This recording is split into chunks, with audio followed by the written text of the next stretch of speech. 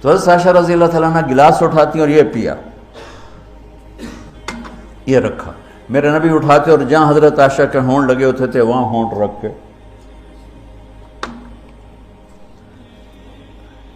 یہ زندگی سکھائی ہے۔ یا عائشو، کیا محبت سے بولا عائشہ نے، یا عائشو، یہ عاشقانہ انداز ہے، محبوبانہ انداز ہے۔ یا حمیراء، عائشہ آؤ دوڑ لگائیں، عائشہ مجھے پتہ چل جاتا جب تو میرے اوپر ناراض ہوتی ہے۔ حضرت عائشہ نے کہا وہ کیسے؟ کہ جب تو میرے اوپر ناراض ہوتی ہے نا تو یہ نہیں کہتی مجھے رب محمد کی قسم، تو کہتی مجھے رب ابراہیم کی قسم۔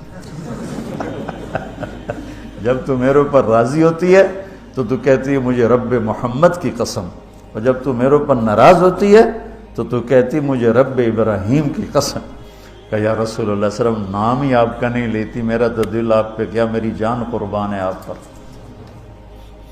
عرب کے ماحول میں اظہار عشق عیب تھا بیوی سے، ہاں معشوق سے اظہار عشق ساری شاعری بھری پڑی، تم نے شعراء جاہلیت پڑھو یا بعد کو پڑھو، بھری پڑی۔ وَهَلْ تَبْكِينَ لَيْلَا إِذَا مِتُّ قَبْلَهَا وَقَامَ عَلَىٰ قَبْرِ النِّسَاءُ النَّوَائِحُ لَيْلَا كَمَا لَوْ أَصَابَ الْمَوْتُ لَيْلَا بَكَيْتُهَا وَجَادَ لَهَا دَمْعًا مِنَ الْعَيْنِ صَافِحُ وَأَغْبِطُ مِنْ لَيْلَا بِمَا لَا أَنَالُهُ بَلَا كُلُّ مَا قَرَّتْ بِهِ الْعَيْنُ طَائِحُ وَلَوْ أَنَّ لَيْلَا، دیکھو لیلہ لیلہ لیلہ، چار شعر ہیں لیلہ، ہر شعر میں لیلہ۔ وَلَوْ أَنَّ لَيْلَ الْأُخَيْلِيَّةَ سَلَّمَتْ عَلَيَّ بَدُونِي جَنْدَلٌ وَصَفَائِحُ لَسَلَّمْتُ تَسْلِيمَ الْبَشَاشَةَ أَوْ زَقَى إِلَيْهَا صَدًا مِنْ جَانِبِ الْقَبْرِ سَائِحُ۔ وہ بڑے زور شور سے لیلہ لیلہ لیلہ اپنے اشعار میں کہہ رہا ہے،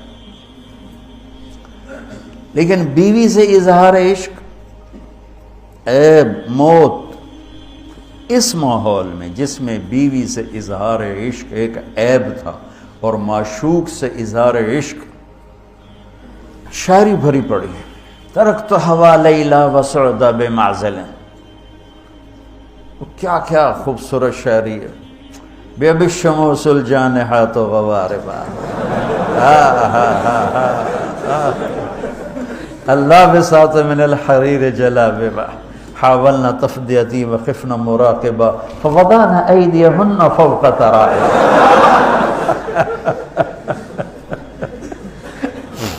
عرب کی شاعری بھری پڑی ہے عشق و معشوقی سے۔ اس ماحول میں میرے نبی سے ایک شخص کہتا ہے یا رسول اللہ من احب الناس الیک، آپ کو سب سے زیادہ کس سے پیار ہے؟ بھری محفل ہے، مسجد الگ نہیں یوں کر کے پوچھ رہا ہو، بھری محفل میں آپ سب سے زیادہ کس سے پیار کرتے ہیں؟ تو آپ نے زور سے کہا عائشہ سے۔ اللہ اکبر اللہ اکبر، ہائے ہائے ہائے ہائے،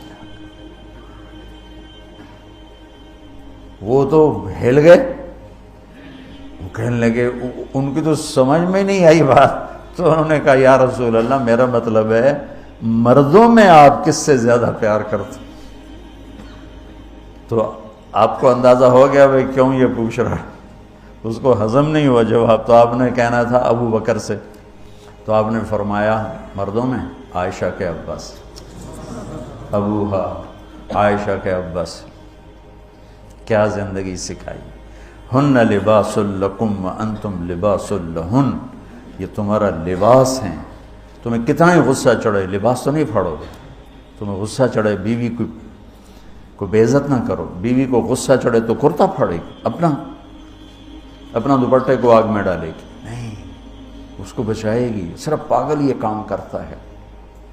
اسی ایک لفظ لباس کے اندر زندگی گزارنے کا پورا طریقہ موجود ہے، اور اسی کے اندر بیواؤں کی، مطلقہ کی، رنڈوے کی شادی کا اشارہ خوبصورت موجود ہے کہ لباس کے بغیر تو ایک لمحہ انسان نہیں گزار سکتا، اس کو رواج دینا یہ ہمارے ذمے ہے، اور اپنے نبی کی معاشرت کو بتانا یہ ہمارے ذمے ہے۔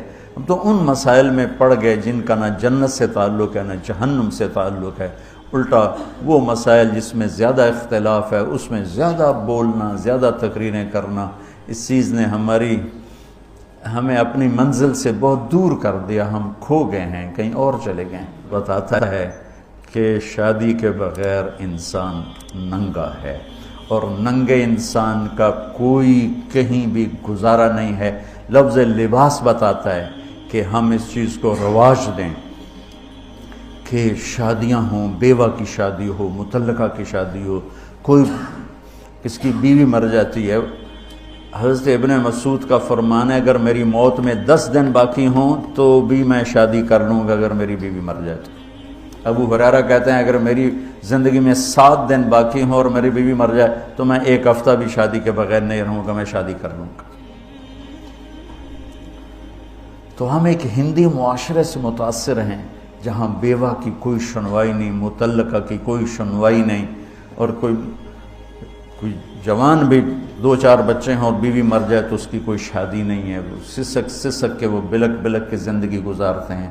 ہم لوگ اس کو رواج دیں۔ لباس، لفظ لباس بتا رہا ہے کہ جیسے لباس کے بغیر ایک لمحہ آدمی چین سے نہیں بیٹھ سکتا، ایسے ہی اس رشتے کے بغیر زندگی میں کوئی خوبصورتی نہیں، کوئی حسن نہیں ہے۔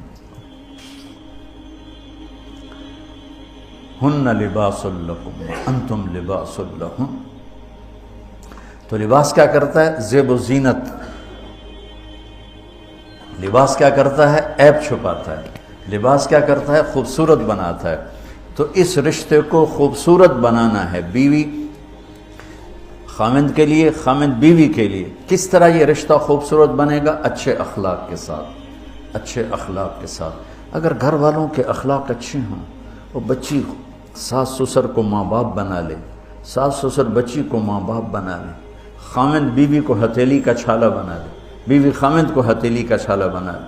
میں قربان جاؤں اپنے نبی پر، ساری کائنات کو نور ایمان دینے والی ہستی، اور حضرت عائشہ رضی اللہ عنہ کو لقمے بنا کے کھلا رہے ہیں۔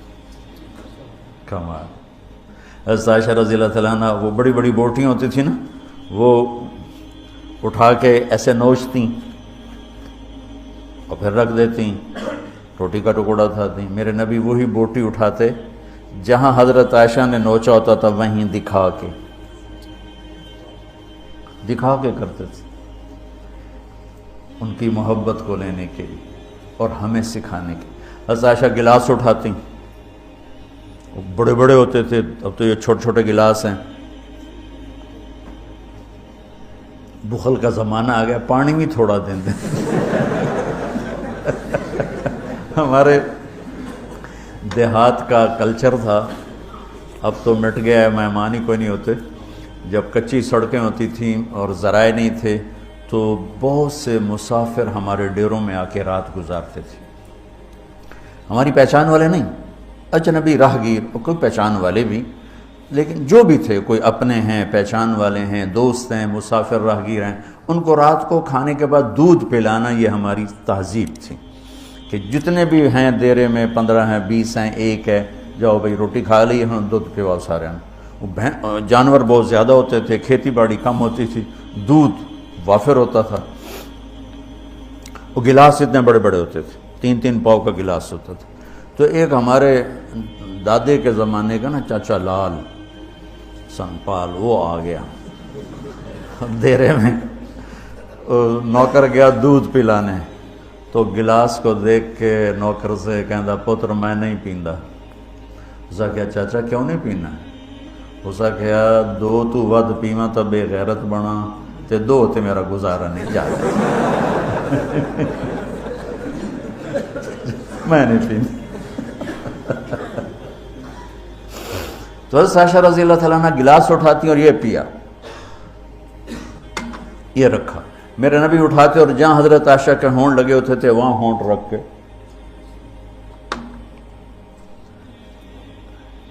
یہ زندگی سکھائی ہے۔